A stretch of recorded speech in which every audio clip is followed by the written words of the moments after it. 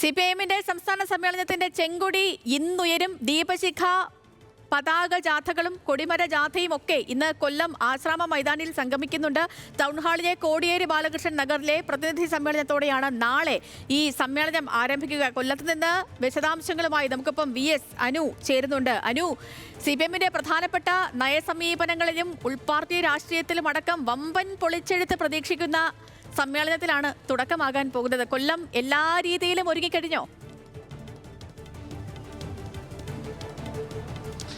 സേതുലക്ഷ്മി, ഞാനിപ്പോൾ നിൽക്കുന്നത് കൊല്ലം ആശ്രാമം മൈതാനത്താണ്. ഇവിടെയാണ് യെച്ചൂരി നഗർ എന്ന് പേരിട്ടിരിക്കുന്ന ഈ ആശ്രാമം മൈതാനത്താണ് ഇന്ന് വൈകിട്ടോടുകൂടി പതാക, കൊടിമര, ദീപശിഖ ജാഥകളൊക്കെ എത്തുന്നത്. ഇവിടെ നിന്ന് ഇന്ന് വൈകിട്ടോടുകൂടി ഈ ജാഥകളെത്തും. അതിനുശേഷം ഈ സ്വാഗത സംഘം ചെയർമാനും സംസ്ഥാന സെക്രട്ടേറിയറ്റ് അംഗവും അതുകൂടാതെ മന്ത്രിയുമായുള്ള KN ബാലഗോപാലാണ് ഇന്ന് 24ാം പാർട്ടി കോൺഗ്രസ് മുന്നോടിയായിട്ടുള്ള CPM സംസ്ഥാന സമ്മേളനത്തിൽ പതാക ഉയരുന്നത്. അതിനുശേഷം നാളെയാണ് രാവിലെ 10 മണിക്ക് കോടിയേരി ബാലകൃഷ്ണൻ നഗർ അഥവാ എന്ന് പേരിട്ടിരിക്കുന്ന ടൗൺ ഹാളിലാണ് 10 മണിക്ക് CPMന്റെ പോളിറ്റ് ബ്യൂറോ അംഗവും കേരളത്തിലെ മുഖ്യമന്ത്രിയുമായിട്ടുള്ള പിണറായി വിജയൻ പതാക ഉയർത്തും. അതിനുശേഷം നേരത്തെ party general secretary Sitaram Yechury അന്തരിച്ചതിനെ തുടർന്ന് പാർട്ടി പോളിറ്റ് ബ്യൂറോയുടെ കോർഡിനേറ്ററായിട്ടുള്ള പ്രകാശ് കാരാട്ട് പ്രതിനിധി സമ്മേളനം ഉദ്ഘാടനം ചെയ്യും. അതിനുശേഷം CPM സംസ്ഥാന സെക്രട്ടറി MV ഗോവിന്ദൻ പ്രവർത്തന റിപ്പോർട്ട്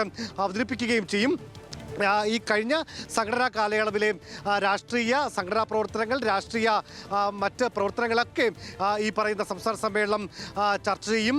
മാത്രമല്ല, ഏറ്റവും പ്രധാനമായും ഒരു പ്രധാനപ്പെട്ട കാര്യം, ഈ നവകേരള മൂന്നാമതൊരു ടേം കൂടെ പിണറായി സർക്കാർ വരുന്നു എന്നുള്ള ഒരു പ്രതീതി അത് കോൺഗ്രസ് നേതാക്കളടക്കം മുന്നോട്ട് വയ്ക്കുന്ന ഒരു രാഷ്ട്രീയ സാഹചര്യമാണ് നിലവിൽ കേരളത്തിലുള്ളത്. അല്പസമയം മുമ്പ് നമ്മളോട് സംസാരിച്ച മന്ത്രി KN ബാലഗോപാൽ പറഞ്ഞതുമാണ് കോൺഗ്രസിൻ്റെ സർവേയിൽ അടക്കം വീണ്ടും ഒരു പിണറായി തുടർച്ച ഉണ്ടാകുമെന്നുള്ള വിലയിരുത്തലുകളുണ്ട്. അത് ഏതായിരുന്നാലും അങ്ങനെ ഒരു പിണറായി 3.0 എന്ന് പറയുന്ന ഒരു പൊളിറ്റിക്കൽ അല്ലെങ്കിൽ ഒരു രാഷ്ട്രീയ അജണ്ട സെറ്റ് ചെയ്യാൻ CPMന് കഴിഞ്ഞിരിക്കുന്നു എന്നുള്ള കാര്യത്തിൽ സംശയമില്ല. അതുമായി ബന്ധപ്പെട്ട് നവ കേരളവുമായി ബന്ധപ്പെട്ട പുതുവഴികൾ എന്ന് പറയുന്ന ഒരു രേഖ പിണറായി വിജയൻ ഇത്തവണത്തെ സമ്മേളനത്തിൽ അവതരിപ്പിക്കും.